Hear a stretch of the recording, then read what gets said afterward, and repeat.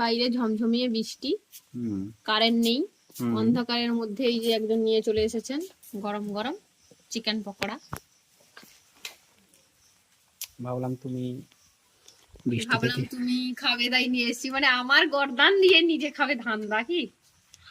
আমার নাম করে তুমি আর কি কি খাবে বলো তো একটু। না খাও না,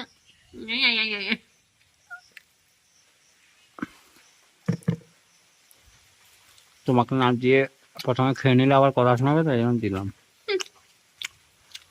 আমাকে না না দিয়ে খেয়ে নিলে আমি কথা শোনাই? একটু মিথ্যা কথা কম বলো। আর দ্বিতীয়ত তুমি আরো আরো কত ঢপ দিবে, মানে আমি খাবো বলে নিয়ে এসছো, মানে আমার নাম করে।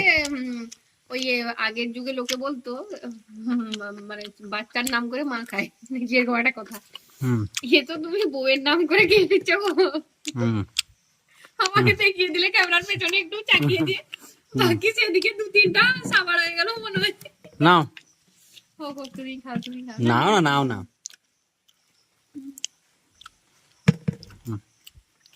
আমরা খাই নাকি? বৃষ্টির মধ্যে পকোড়া খাওয়ার মজাই আলাদা। ঠিক, আবার কারেন্ট নেই।